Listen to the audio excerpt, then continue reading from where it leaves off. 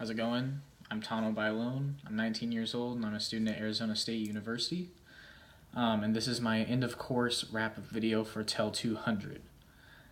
All throughout my life, I've had a really positive surrounding coming from friends, family, um, people that I'm associated with through sports, um, co-workers, whatever the case may be. I've had a lot of people who have been supportive of me and the things that I'm doing currently in my life. One of the biggest influences for me was actually some of the teachers that I had growing up.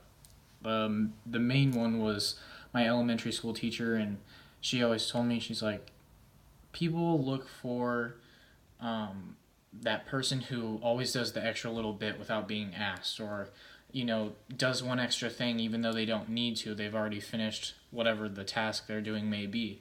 And she saw those kind of qualities in me at a young age, and she really pushed me to, hey, make sure you're being that extra person, make sure you're doing this and that, because you're already doing it, and if you continue to do that, it will benefit you in a lot of ways. And it wasn't just elementary school. A lot of teachers saw that in me in middle school, high school, and I would have to say that my elementary school teacher and one of my high school math teachers who I had also in middle school, they were a really big influence in who I kind of turned or developed into today. Obviously, my parents had a huge part in that. They always pushed me to stand out. They always pushed me to, hey, make sure you're being in that. You want to be the top spot. You want to be successful. You want to stand out so that people recognize you. And I think that really has kind of helped develop who I am, even though I'm really shy. I don't like talking about myself, but I do try and push myself to be that person who stands out. Even though it's not in my comfort zone, I want people to recognize that quality that I have in me. Um, but like I said, the teachers, even though, like I said, I'm really close with my family and they push me a lot, the teachers were a really close second. Just because I was associated with them every single day in school, I was seeing them, they were seeing the progressions that I was making. Um, and I think that's really what inspired me, influenced me into the career path that I wanted to take. Right now, I am currently studying to become an elementary school teacher. It's something that became interested in more as I finished out high school. I really never was sure what I wanted to do. I knew I wanted to be involved in sports in some way, and I know that I wanted to be around kids. I think kids are awesome, and so kind of being my first idea was being a PE teacher. It's like the best of both worlds. You don't ever have to grow up. You basically get to be an adult in a kid world, play games, and kids like kids like that kind of thing, even if they're not necessarily involved in sports. Like, I know a lot of people as they get older, especially, which I've realized in high school, is they don't want to participate, whether it's physical activity or whatever the case may be. But that was a dream spot. That was a dream job for me. And over time, I was like, yeah, being a PE teacher would be fun. Like, I would like it. But then I really started thinking, I'm like, yeah, I could be making an impact on kids through being a PE teacher, but I could be making an even bigger impact on people by being an actual teacher, because you're not just specifically focused on kids who are taking the physical education class. You're taking a much bigger group in a classroom. Students that you see every single day that you're teaching different subjects, and that's when it really clicked for me that, hey, maybe being an elementary school teacher is really what I want to be, instead of just focusing so much on the sports, even though that's really what I'm passionate about. Um, I have a little bit of experience doing it. I was a volunteer coach. I have been a volunteer coach. I still am.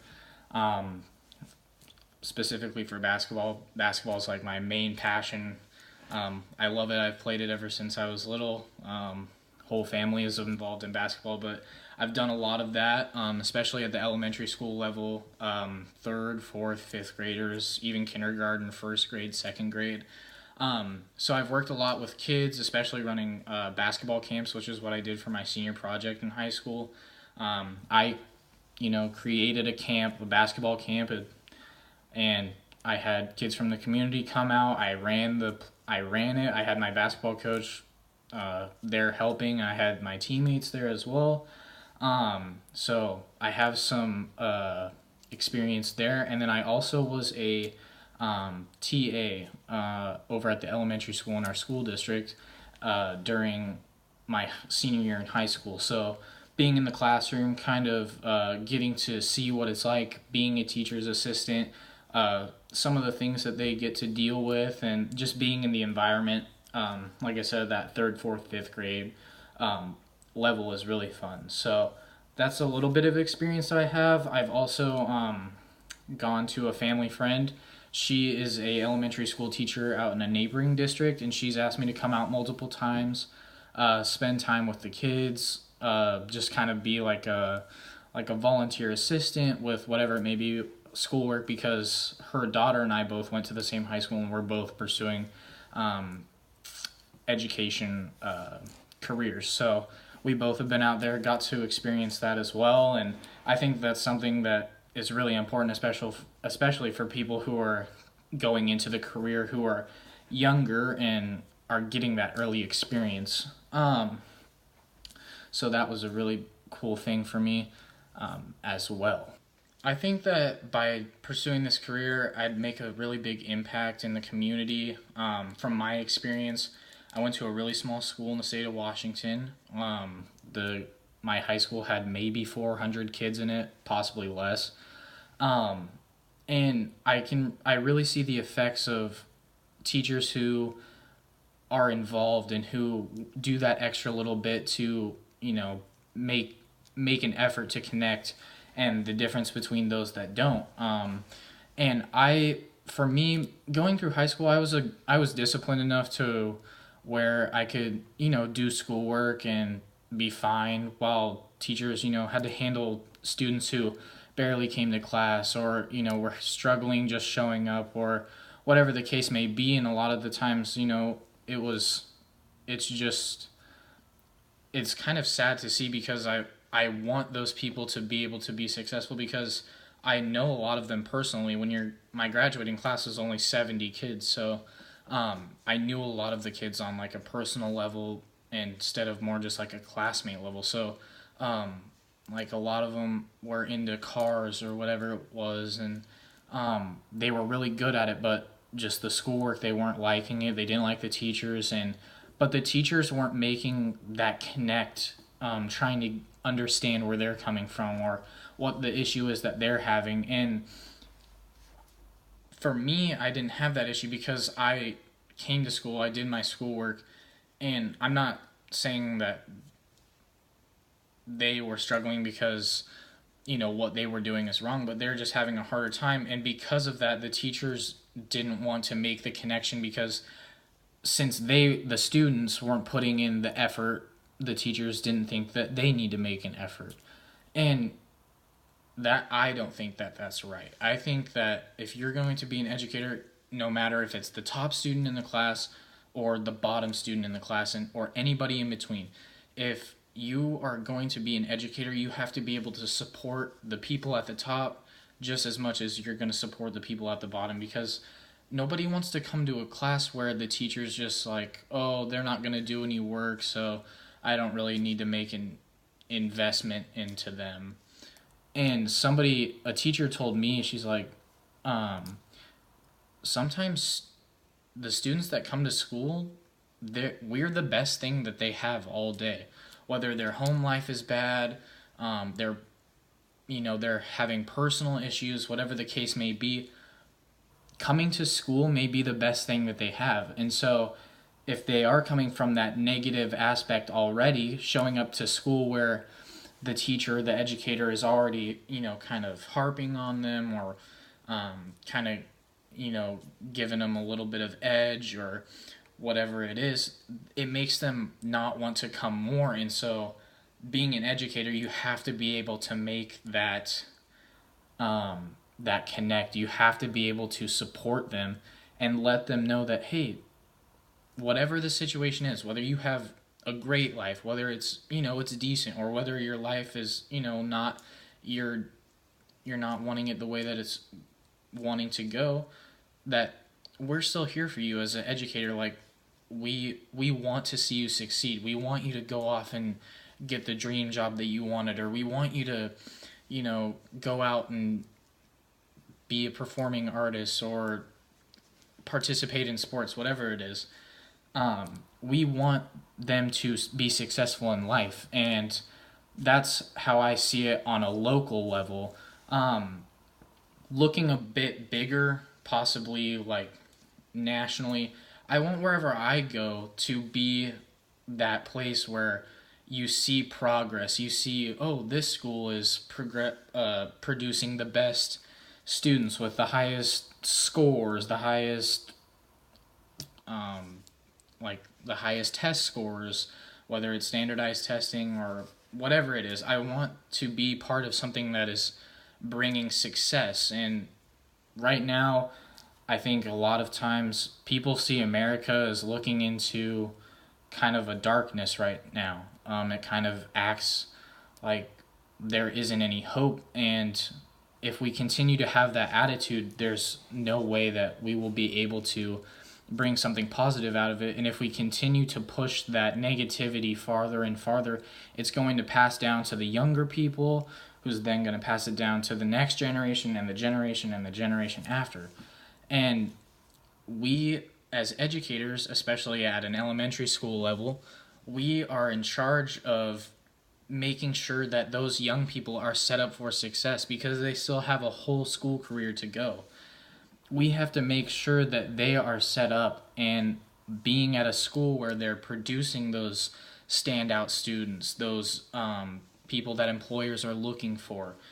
I want to be a part of that, because that's giving back, what was given to me. And I think being a part of that and setting it as an example for other schools in the county, in the state, in the nation, in the world, like, if we could all get them together, it would bring a wave of success, and we could continue to build off of that and build and build and build.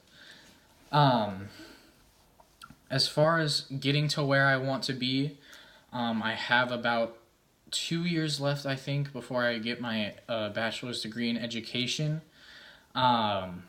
So that's really exciting. I did get a little bit of experience at community college once I graduated high school, but now I'm really getting into it, finally deciding on what I want my major to be, and really being invested into that. So in about 3 years, I'm hoping to finish up at Arizona State, graduating, like I said, getting my degree, and then from there, getting my teacher certificate in the state of Washington, because I have to go on another year or two, I think, for that. But right now, like I said, I'm just working towards getting my degree. But at that 3-year mark, I would like to be graduated from college and moving on to getting that teacher's certificate. Looking down about 5 years, hopefully I'll be done with the teaching certificate. I'll be looking now for applying for a teaching position, possibly, or somewhere where I can get some experience to build up a resume. That's where I'm looking at being about 5 years from now. And then 10 years down the road, I'm hoping that by then I will have a stable teaching job. That's really where I want to be. And my other passion, like I said, is sports. And I think tying in education with sports is one way that I have been a part of it. Is teachers were my basketball coach in high school. They were involved in education in the school some way, shape, or form. And possibly once I'm done teaching, maybe I can move into that role of coaching or being on staff for athletics or whatever it is. So looking there, looking 10 years down the road, hopefully I will be at that point in time where I will have a stable job. Right now, I'm just working at Starbucks. That's actually how I'm going to Arizona State. I have my retirement fund set up. I have that money going into there. And right now, I'm just saving. Hopefully, by the time I'm done graduating, my goal is to save up enough money to buy an apartment or a car, because this program is actually helping contribute to my tuition. So that's where I want to be in about 3 years. Hopefully 5 years, I'll have some money saved up, more money saved up if I do find a job by then, teaching, where I can possibly buy a small house or start a family. That would be something that I would be looking into about then. And then, like I said, mentioned at the 10-year mark, looking more towards building up the retirement and just saving money for retirement, or if I plan to have kids, stuff for their college, their future. So yeah, I got a little bit mapped out. It's not set in stone or anything like that for sure. I don't have any plans on leaving or going anywhere. I do enjoy being here in Washington. It's great. And I do have a lot of connections as well. So hopefully I'll be able to take on some of those connections and turn this path into a real something real. So we'll see. But yeah, that is my closing video for the class. It's been a great course. I've really enjoyed it as my first one here at Arizona State, and hopefully everything goes all right. So awesome. Thanks for listening.